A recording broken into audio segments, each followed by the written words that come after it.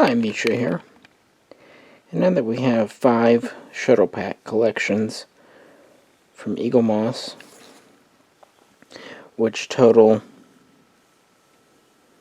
20 craft, I thought I would pick out the kind of 10 standard Starship shuttles in the set. The other half of the craft are more support craft or specialized craft. Like we've got a tug, we have travel pods, we have work bees, we have the Argo shuttle, which, you know, is a shuttle, but it was kind of a specialty thing. I thought we would just look at the standard ones in chronological order. Why not? I just felt like having them laid out now that we have more or less a complete set. This, of course, is the Shuttle Pod, chronologically the earliest we see from Enterprise. Because in this era, the 22nd century, transporters weren't standard, at least for human transports being a very new thing. Shuttles were the most way to get away around from ship to ship or ship to planet. So this was a pretty common craft. And Enterprise is pretty good about being consistent about their shuttles. They didn't destroy a bunch of them. They kept the numbers pretty consistent. It's a relatively large pod. It's about 7 meters. It can hold 6 passengers, plus some cargo, and then of course the pilot. It is not warp capable, as you would imagine, for the Enterprise era. It's capable of about quarter impulse, so, you know, quarter light speed. Good enough to get where it needs to go in a reasonable time period. But again, this is mostly just from the ship to the planet, or ship to station. So, you know, overall, not long voyages, obviously, because in space, those would take forever at a quarter impulse. It was armed with plasma cannons, the standard. No shields.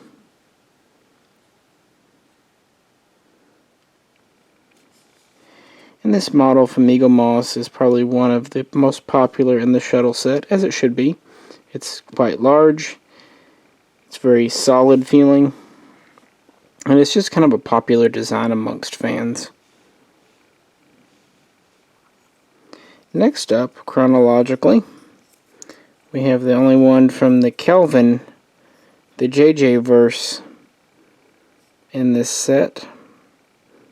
On the 10 I've laid out. Now this was all 4 of these from this Shuttle PAC5 were Kelvin, but this is the only one that could technically be considered Prime Universe. This is the medical shuttle from the USS Kelvin, so 2333. This was before the divergence of the timelines. The standard Kelvin shuttle looked the same as the medical, just different markings.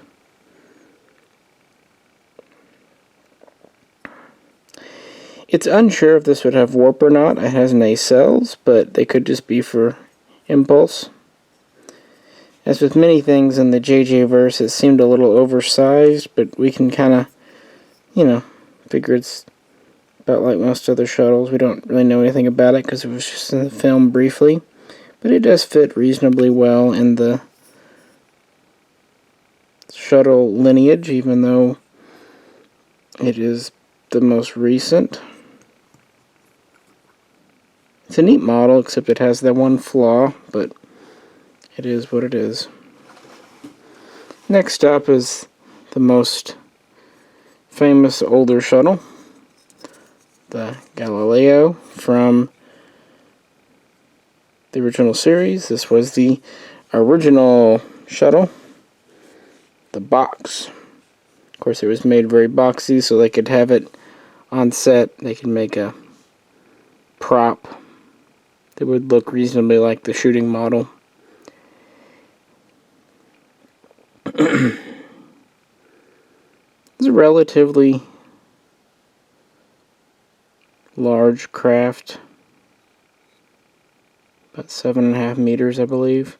Had a crew of at least 7, probably could hold maybe a couple more in an emergency. This is just called the Galileo 7, although it's also referred to as Class F in the original series.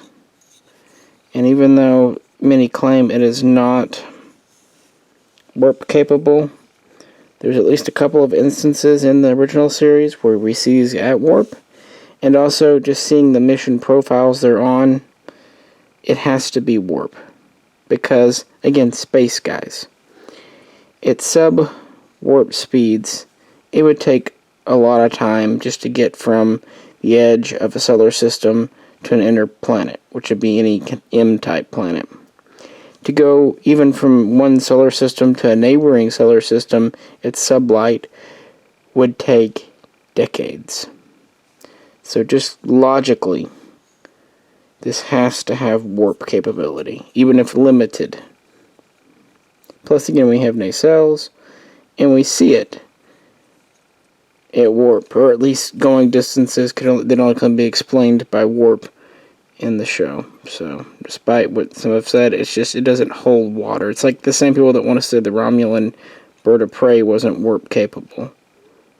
It's just not possible to be realistic. I just don't think people, JJ especially, comprehend just how vast space is.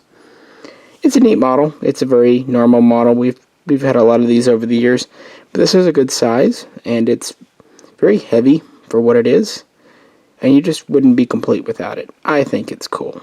But the next one, and the newest one, is really what I've been waiting on. I did a brief introduction to Shuttle PAC5 when this came in. This is the one I've been waiting on.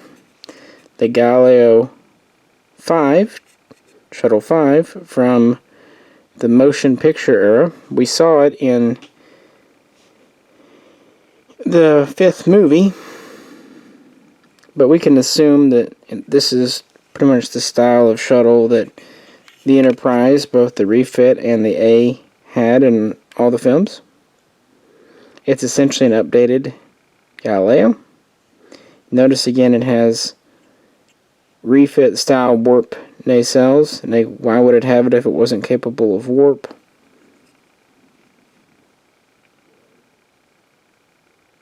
Big windscreen. It's a very long shuttle, about 9 meters. We don't know the exact crew, but based on what we saw in Star Trek V, it seems like it can carry at least a dozen people pretty comfortably.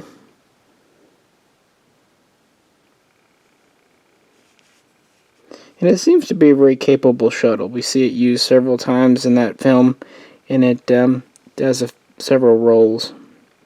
And personally, it's just one of my favorite models. It's just, it blends that old TOS aesthetic with a more modern up-to-date, but not too modern and up-to-date.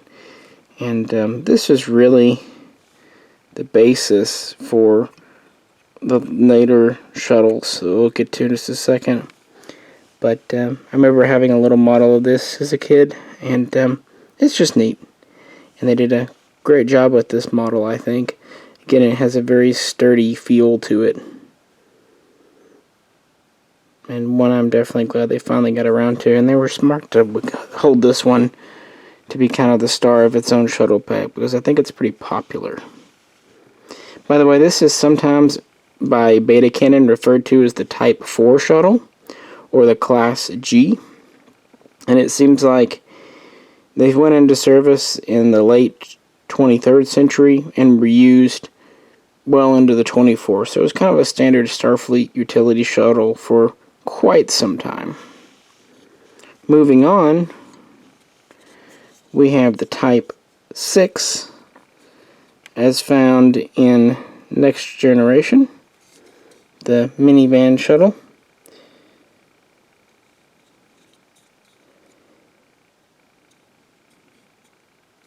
This appeared in Season 5 of Next Generation, but based on the episode All Good Things, we know that these were meant to be on board the Enterprise since its launch, the Enterprise D, since its very launch. Because we saw it in the past episode with Yar and Picard, so.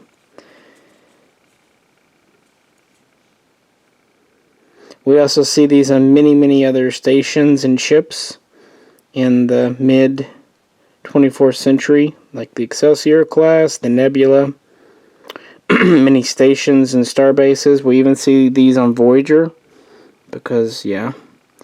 And basically to make this model, they took the Galileo 5 from Star Trek 5, and they shortened it. They added extra windows, and they updated the nacelles. So it definitely very closely related. It is a shorter body. It's about 6.5 meters. Can hold at least 6 people total. This is the first they acknowledge for sure it has warp capability.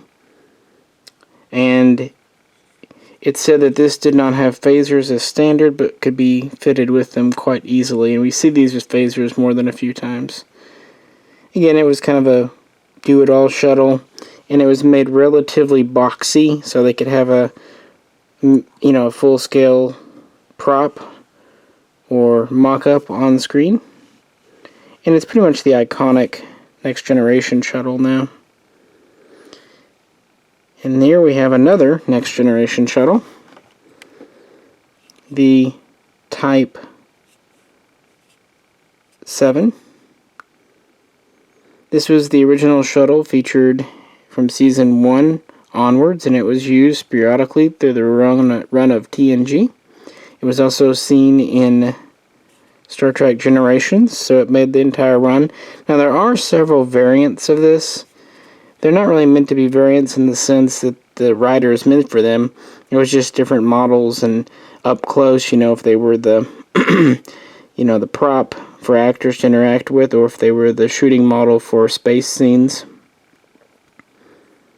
The problem with this, it's very rounded, very sleek. It was just, created to match the look of the galaxy, which is great.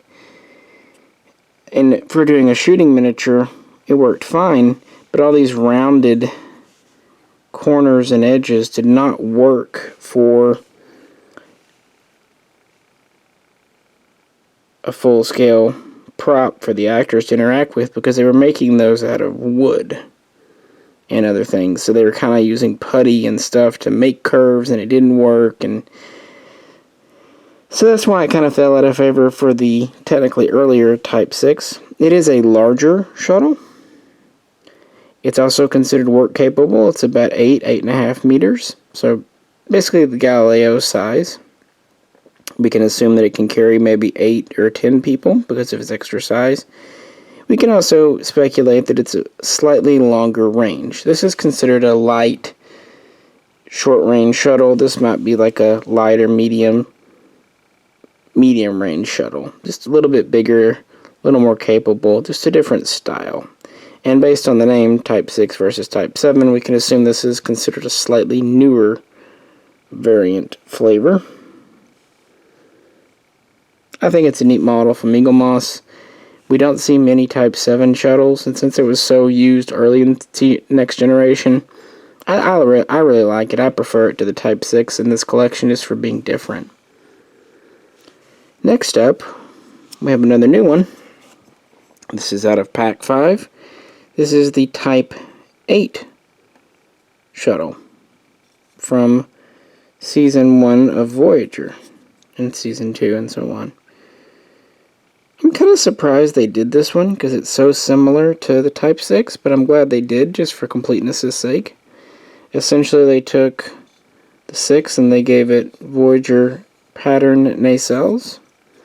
They also changed up the back a little bit to make it look a little more modern and sleek. Sorry guys, just trying to, yeah.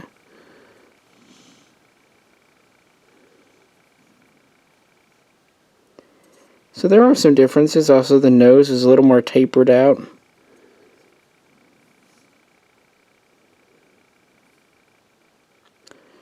but generally it's a Type 6 with a few cosmetic changes to make it match Voyager. And the model itself, like the rest, is pretty heavy feeling. And I do like it more than the Type 6, again, just because it's kind of different. Not many people have ever done a model of the Type 8. Now the on-screen, the reason the writers did it was, budgetary things, and they kind of worked with it.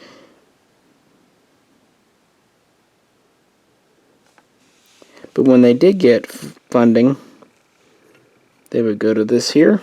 We've had it for a little while in the collection. This is the Type 9 from Voyager. This was built for the Voyager show in Season 2. It was a very different design from previous Star Trek shuttles. We're definitely getting away from the boxy look. We're very long, 9 meters plus. We're also very short.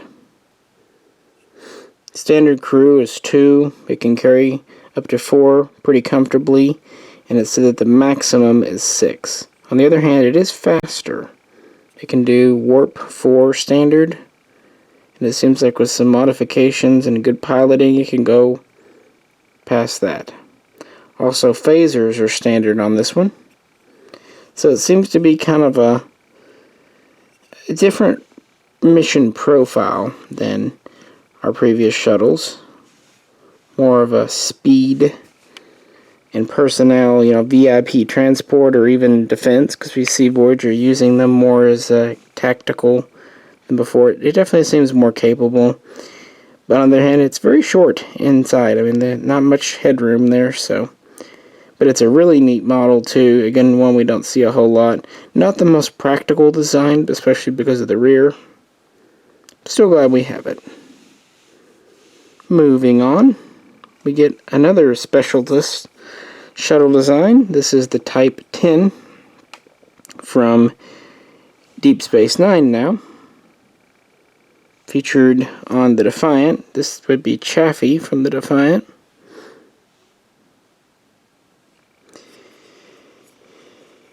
It's a reasonably small shuttle, about 7.5 meters. It's said that this is basically a Type 6 plan. They removed the old style nacelles. They put the more compact nacelles from the Defiant on it. And they gave it armor and shields. Also, they made micro torpedoes and phasers as standard. Then they give it an upgraded computer and a hardened computer core. So basically, it matches the Defiant. This is a combat shuttle. Much like the Type 9, it's relatively narrow inside and has a relatively limited crew, 6 maybe, 5. It is warp capable. You see these. I don't. Some have said it's just maybe not warp capable, but that's ridiculous. These are warp engines, and again, by the late 24th century, I'm pretty sure all full shuttles, maybe not all shuttle pods, but all full shuttles will be warp capable. Again, distances in space. This model is neat. It's a little small. Wish they'd scaled it up a bit, but it was a small shuttle. And again, it's one we don't get a lot. And as a fan of the Defiant, what can you do?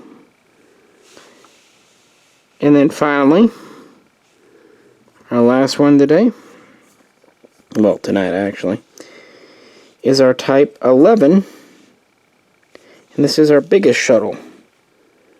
This is from the Next Generation movies, specifically Insurrection, but we can assume this is the standard shuttle used on the Enterprise E throughout. Again, it has kind of the sleek design of the Type 9 going on, the more modern aesthetic.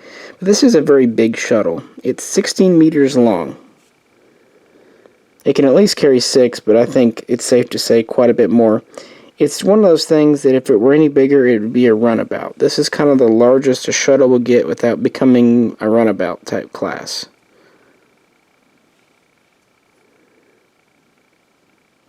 And it makes sense that the Sovereign would have larger, more capable shuttles. This is definitely a longer range, maybe more VIP transport type shuttle. We can assume that phasers and probably even micro-torpedoes are standard again because the Sovereign was more of a combat-oriented, diplomacy too, but combat-oriented. And, you know, I would say it's pretty safe to assume it has about the same warp capability as a runabout, or maybe a slightly better just because it's slightly newer. Not my absolute favorite in the collection, but I really like it. I think it's a neat ship. It seemed a little small. I wish they'd scaled it up just a wee bit. But it's nice to have something different. It would be boring if all we got from Eaglemoss and the shuttles were things like the Galileo 7 and the Type 6 shuttle, which is what many model makers have done over the years. I've tried to more or less lay these out chronologically and numerically based on when they came in, and I thought it was really a fun look at the evolution of the shuttle. There's actually, considering how spread out Star Trek is, a reasonable familial lineage. We have kind of boxy starting, and then once we get to the Galileo 7 and Galileo 5, we can see how that definitely leads into the Type 6, Type 7, Type 8, and then with, you know, the 9, the 10, and the 11, we're kind of getting into that modern, late 24th century design, where you can still see the lineage, but it diverges. And of course, I just put the Kelvin Shuttle in because technically it is Prime Universe, and I do kind of like it. I think it's pretty neat looking, and it fits in reasonably well, I think. Anyway, guys, just having a little fun. Hope you enjoyed it. If you could, like, share, and subscribe, and check out some other silly nerd videos. I appreciate you tuning in, and I'll catch you very soon next time.